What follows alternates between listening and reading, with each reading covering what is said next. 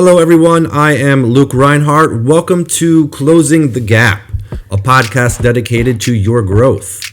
Brought to you by Wellspring Coaching Services and hosted by myself and my wife, Katie. You know, people have gaps that prevent them from growing. Our goal is to empower you to close those gaps by increasing your awareness, confidence, and clarity. Join us today as we help you close the gap between where you are and where you want to be. All right, guys, welcome to season 1, episode 5, Closing the Gap podcast. Today we're talking about put off and put on. Wow. Yeah. So put on, I said it backwards already. Put off and put on is a concept. I think I first came across it several years back in a study I was doing. It was a biblical study, and it was such a fantastic concept. Just the system of putting off and then putting on. And I realized, wow, oftentimes we either do one or the other, right? Right, yeah. So the idea would be, it's a personal growth concept, really, putting off and putting on. So a classic example would be with like dieting, right? So you decide you want to change your diet, you're eating some things you don't feel like are healthy, and a lot of times we say, well, I'm just going to stop eating this. Maybe you like chips or something, fast food, things like that, and you say, I'm just gonna stop, right? Or it could be something like smoking or something that you feel like maybe isn't great for your health and you want to just offload that. But people realize pretty quickly, man, that item that I've been consuming is there for a reason, and when I take it out of my life, of my daily habits, there is a void that's left. There's this emptiness. Right. And they might not even have all this going on like consciously. That it's just all of a sudden there's like an emptiness there. And so what has become evident to us in working with people over the years through dieting, through fitness training, all these things, and just in personal growth pieces too, that if you don't put off and then put on a replacement, then your success rate is going to be cut down significantly. Yeah. But if you decide, you know what, I'm going to put off smoking and I'm going to put on deep breathing several times a day, a practice breathing. Some people might call it meditation, or even the practice of taking a walk to get oxygen in, or maybe if you're a praying person, maybe you pray, something like that. You've now eliminated the void that's there, and you've replaced it with something that you wanted to incorporate in your life. So it's like a double win. Yeah. I let go of something that was not healthy, that wasn't serving me, wasn't serving others, and then I put on something that I've been wanting to do, or that is a healthy replacement for that. So this combo is just awesome. I love it. I love that I stumbled on this concept, and we have applied it to so many things. And at the time I was studying, we're followers of Christ, and I was studying the Bible, and I was starting to, once I became aware of this concept, it was like, whoa, this is everywhere. Put off stealing and instead be generous. So if you had a habit of taking from others, whether that was through money or time, or maybe just insultive of others, maybe you like to dig and take away from others personally, then I realized, this isn't the best version of myself that I want to be. I need to stop doing this, but I need to create a replacement behavior for that, right? So now I'm going to be generous in my compliments. I'm going to be generous with my time. I'm going to be generous with my financial resources or my material wealth. And those things are going to then, not only will I feel the significant shed of all that junk that I was carrying around or doing, but I'm also going to be like propelled forward in this amazing way because I'm putting feel-good things on, or doing feel-good things. Yeah, it comes from the book of Colossians. It's putting off the old self and putting on the new self. Yeah. And this can be, like you said, it can be many different levels of many different things. I'm going to give my classic example here real quick. So you guys who know me out there, you're going to be shaking your head in just a moment. But the cookies and the carrots, I see the put off as self-control. So self-control is the ability to keep yourself from doing something that you want to do, but know that you shouldn't. And then the put on is self-discipline, the ability to force yourself to do something that you don't want to do, but know that you should. And so the example I always give is, the child asks his mom if he can have some cookies, and mom says, no, you can have the cookies right now, but if you're hungry, go ahead and eat some carrots. Yeah. So put off the cookies, put on the carrots. It's going to take self-control not to eat those cookies that you want to eat so badly. Right.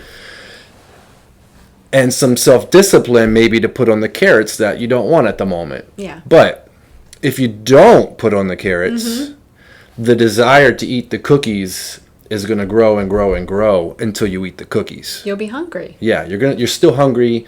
Your body still needs something. And carrots have good nutrition. And if you eat the carrots, the desire to eat the cookies will diminish. Yeah. Right? Yeah. Yeah. So put off and put on, the cookies and the carrots, it's always been a good way for me to remember it. This has become classic around here for those who attend our martial arts school. And, that's talking, that is a good nutrition tip, number one. It is, yeah. But that applies on many different levels to many different things other than cookies and carrots. Yeah. And by no means are we saying that cookies are bad. You should never have a cookie. Oh, I still eat my cookies here and there. Don't worry. But it was a great example of kind of, I think it started with the idea of like putting your hand in the cookie jar or stealing something. Yeah. And also, identifying this, whatever change you're trying to make, it could be something that needs to happen right now, right away. The consequences of continuing this could be highly detrimental, even fatal, right? So this happens sometimes in our life. We get a diagnosis, or we're given some information, or we see a major rift in our one of our relationships, and we realize I need to make a change now, fast, and I need to do it with authority. Yeah. I need to do this fully committed. So one of the things to think about is, as you're becoming more self-aware, and we're hoping that this podcast is helping you build awareness, starts you thinking about how you're wired, what makes you tick, areas where you want to grow. Once you identify a particular area where you want to grow or a change that you want to make, it's really important that you can think on that. Like, what is it about this negative behavior that I like? What am I drawn to, right? So if we're using the food example, people maybe who will enjoy eating chips at night. So identifying, is it the crunchiness I like? Is it the saltiness I like? Both. Yeah. Is it both? Do I need both? And then you say, okay, I do like these pieces of it. And there's nothing wrong with liking those pieces of it. Maybe these chips aren't doing what I want long term for my health, but is there something I can replace? Like salted cashews or something, where it's going to be crunchy, it's going to be salty, and maybe there's some good healthy brain fat in there. Yeah. I call it brain fat. So you identify what elements of the behavior that's not serving you, not serving others, that you really want to put off and you need to put off. What is it about that you like or that you're drawn to? And use that as your starting point, and then sort of think through a replacement for that. So this is definitely a replacement principle, the put off and the put on. And, just keeping in mind that when you're making a change, you're most successful if you do incorporate a replacement. So another, do you have something you want to say? No, just agreeing. Absolutely. Just agreeing. Okay, Absolutely. Yeah, okay. Well, the other example I was going to use was, if you're, like maybe you want to incorporate more reading time. There's something, maybe catching up on the news, or there's books that you've wanted to read. Maybe people talk about these books and you think, oh, I never have time to actually read these books. But really you identify, and at the end of the night, we watch TV, I might be spending X number of minutes or hours even in front of the TV, but maybe I want to cut that down and replace that TV watching with book time or journal time or periodical time. And so, you've already kind of identified like what the benefit of this is, and maybe it help you fall asleep easily, stay asleep longer. You've identified all these great benefits. And you realize if we just said, well, we just need to stop watching so much TV at night. So much screen time. That's kind of the buzz right now.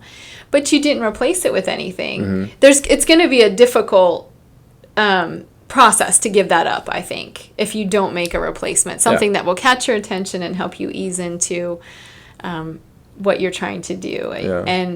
And so just think on this concept. If you're getting stuck, I'll just say that, life coaching is a great tool that you can use where someone can kind of come alongside you and help you. Even if you haven't identified the areas that you want to change, a life coach can help you do that, help prompt you in that way.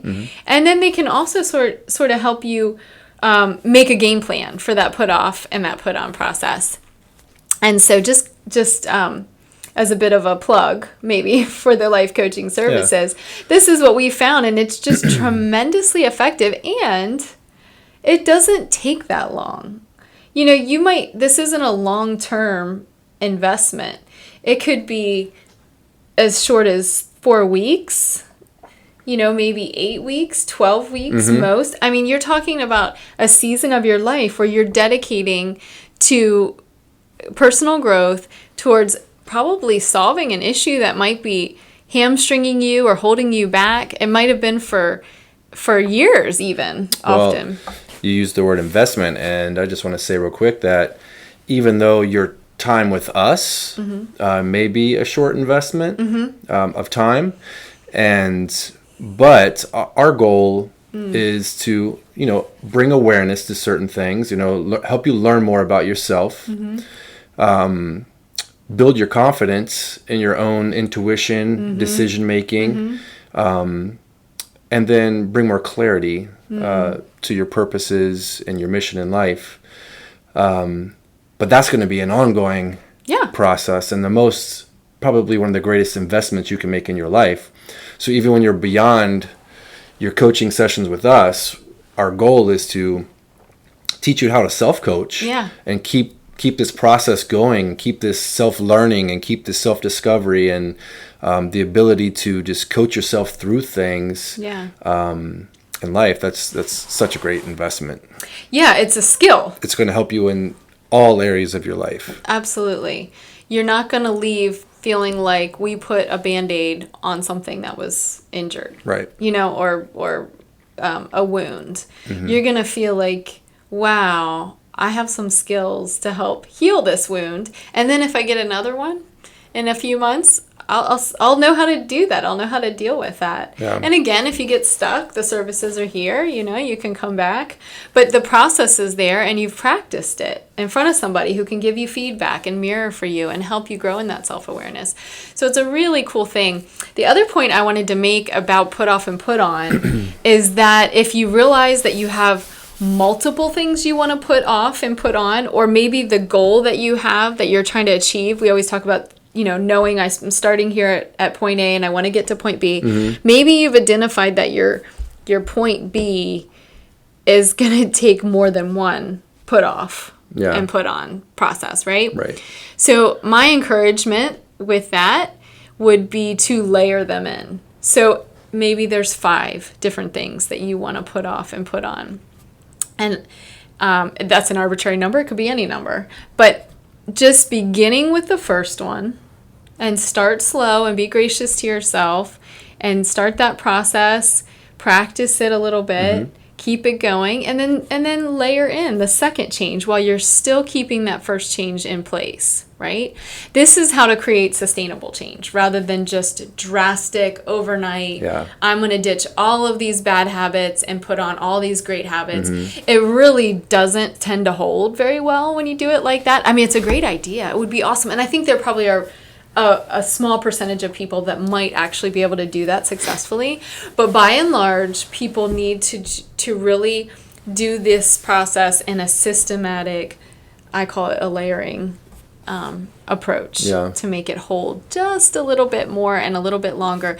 And it allows you to make adjustments as you go. So in other words, if you are making dietary changes or health changes, this could apply to anything. But if it were that kind of scenario, then maybe you went out with friends over the weekend and sort of blew your diet in a sense, or you kind of fell off the wagon, so to speak. It's okay. You just get back on. It's not about the fact that you went off of your plan. It's that you can get back on. And when you're layering in, you don't feel like you failed so much because you still are aware, that other change I've kept going. And then I've layered this, and I might have messed up a little bit here or there, but I can just change that. I can go back to put off and put on again. And then it keeps your progress moving forward rather than feeling like if you messed up in one area of 5 changes that you're making that you just botched all of it somehow. The brain tends to connect all those things versus when you're layering, and you can kind of separate those out a little better. And I think, everybody is a little different. And once again, you do have to know yourself. I mean, I know for me personally, like, I tend to do better, like, Katie and I, we've done a variety of different kinds of diets. We used to just try different diets every new year, just to try them out and see their effects and whatnot. Yeah.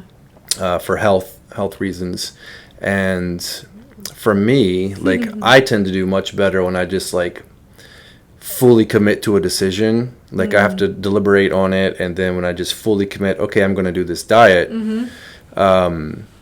I'm kind of like all in. What I have to do is like turn off a part of me and turn on another part of me, so there's like the put off and put on, but then sometimes there's the turn off and turn on. Like, that's how it works for me sometimes, where I just completely have to like turn off my desires for certain foods and just say, no, I'm not going to have that, and then turn on, okay, instead of that, I'm going to have this, and then just do it and be content with it. And you are a practiced long-time martial artist. Yeah.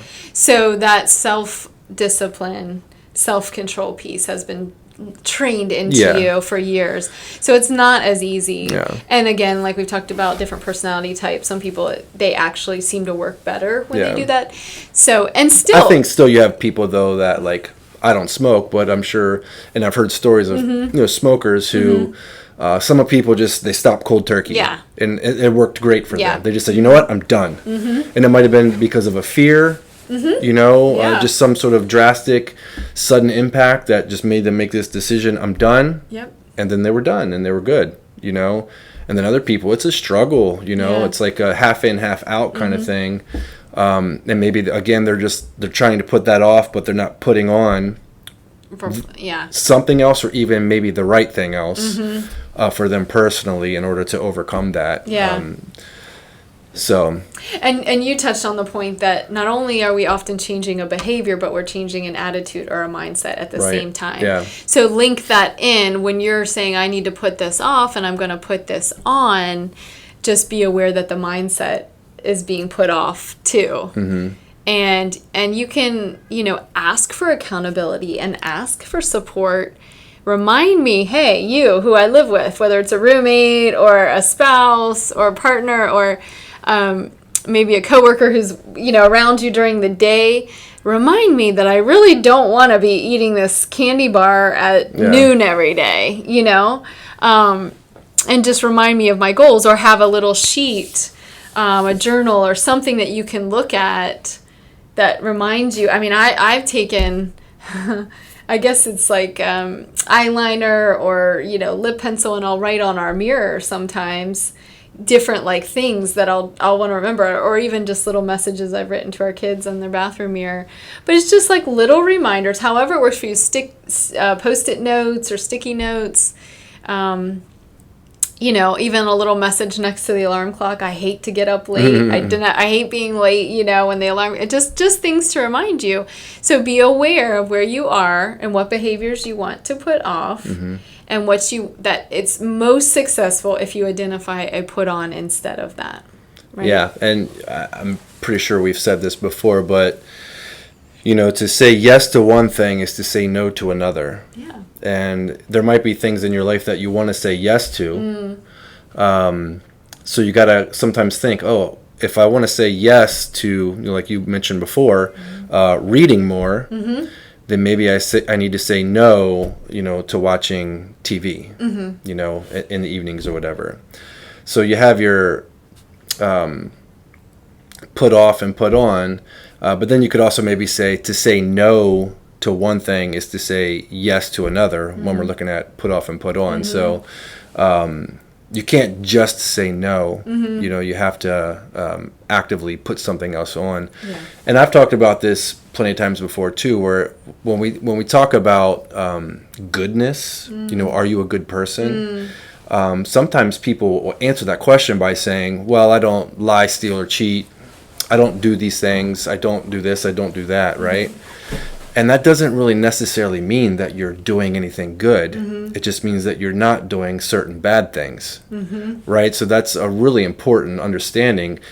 To say no to stealing is to say yes to giving. To say no to lying is to say yes to telling the truth, and so on and so on. You've got to actively seek good things to do in replace of those bad things that you say you're not doing. Yeah. That's a big part of growth, but yeah. And it's also harder to backtrack on that commitment when you've already replaced it with something good.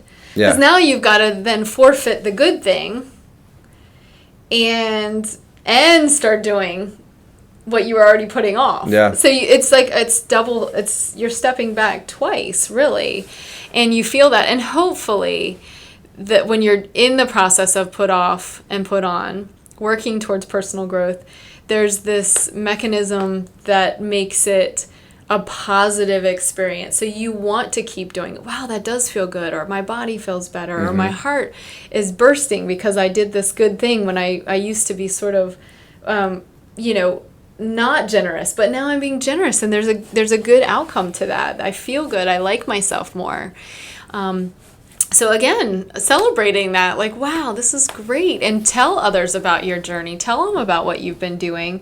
That, again, builds, when you speak your story, it etches your story into you, right? This becomes more of who you are and who you want to be. And others now others know the changes you're trying to make. And they're going to hold you accountable, which is a good thing. So, and I guess one last example, maybe, I've thought about this lately because we're in the process of trying to adopt 2 children from the Philippines. And we've applied knowing that we're not the only family that's applied to adopt these children. And so we're waiting. We're just literally in a everyday sort of waiting process to see. And one of the things that comes up for me is anxiety or impatience, I guess, like, wanting to find out, wanting to know. And so it kind of hit me more strongly probably 2 weeks ago. And so just on a personal note, I've had to really work this system that we're talking about today, where whenever I feel that, it might even come in the form of a bodily response, maybe like a tightness in my chest, or my breathing gets shorter, or I furrow my brow and I look more serious, and I realize, or my mind's just consumed with thinking about things when I'm sort of distracted, and our other children at home, or you might be trying to talk to me and I'm somewhere else. And I've had to deliberately put off the worry, put off the impatience, and put on instead faith, and put on a peace and a contentment with what is and what will be. And so that's been a practice that I've been working on, and it does work. Now, just note, I may have to do that 60 times in 1 minute. I mean, really. But honestly, the more you do it, and this is an experience that is documentable. It's my own personal experience, but many, many people will share this. If you do the work of putting it off and putting it on, even if it's something going on in your mind or your heart, Mm-hmm. and the more you do that, your mind, your heart stops trying to put in those negative things. It just naturally defaults to the contentment, the peace in my example. Mm-hmm. And again, there might be moments where I feel a little less stable with that, and it'll rise back up. And then I'm not only quicker at identifying and replacing, but my body and my mind, my heart, everything's sort of gotten used to going to that. So that practice is really important. So just trust in the practice of it. Trust in yourself that you will get better. Everything you practice, you get better at. Yeah. If it's intentionally done, and if you're focused on that, and it's really where your will lies, then you will get better at it, and it will come faster, and it'll be a change that sort of overtakes you, where you're not putting on the change. The change has happened. Yeah. Right. And faith is just one piece of the armor of God, right? Like Ephesians talks about actively putting on the armor of God. Yeah. And that's something that we need to do every day, because there's plenty of things to struggle with throughout the day, and putting on the armor of God, putting on something like faith is a tool that is certainly going to help us get through those rough patches and those rough times. Yep, absolutely. So well, for those of you guys that don't know us, we do have 3 children, currently ages 14, 12, and 10. Yep. And as Katie mentioned, we've been in the process of adoption now for 2 years or so. Yeah, it's been a little while. Yeah. It's been a circuitous kind of path where we started in one country, switched to another country, and have now been approached. Well, we started through one country, and you don't get matched until, so there's no particular kids we were pursuing other than, we wanted a sibling set. Mm-hmm. And you don't really get matched until your dossier, your home study, all these things are complete, which take generally about a year to do all that paperwork, background checks. And then we kind of got like this U-turn switch where when our agency contacted us and said, I think we have, a good match for you guys, but, they're in the Philippines. So now we are in the process of pursuing 2 children that we do know who they are in the Philippines. But this brings me to this point real quick with parenting is there's a lot of put off and put on that goes on with parenting, right? Because it is a very challenging thing. Every day. And there's, you have to put off, anger or, frustration and these things continually. Yes. But in that process, you do have to put on, okay, I'm gonna put my game face on, and I'm gonna become a professional, be more gentle and kind. So it's whether it be parenting, whether it be marriage, whether it be any kind of other relationship in your life, whether it be a task that you're pursuing, a goal you're trying to achieve, whatever it is, this concept of put off and put on is a super helpful concept. It's actually very simple in concept. Yeah, it's simple. And I in love theory, this. but putting it to practice, it takes work. Yeah. And it takes time, and it takes awareness. You have to be aware of what you need to put off and what you need to put on. Yeah. And know you're in good company if you're doing this repeatedly and it feels like it's a little bit arduous and it's a little bit difficult. That's okay. I mean, I've been there for even, like you were saying, putting off the anger, like even with parenting, like just realizing we never really thought that we were angry people until we became parents. That sounds awful, doesn't it? But we really realized, wow, there are parts of us that really do not like to be messed with. Yeah, or impatient. We want things the way we want it. And this selfishness is rearing up, and also there was some, I do kind of hold to the fact that there's some righteous anger with it, like, guys, come on, but still just realizing even in that, like being patient and being able to guide these young hearts and minds in a way that's loving so that they go forward in life, not bearing our anger and carrying it forward, but being able to like say, hey, well, I wasn't treated badly, but now that I look back, my parents were very patient about that behavior. So anyhow, that's the goal is leaving a legacy for others and being able to take these steps yourself to improve the quality of life that you're living, but so that you are more free to love and serve others. Yeah. Well, thanks for joining us, guys. Season 1, Episode 5. Today we talked about put off and put on, which is just another way of getting from where you are to where you want to be.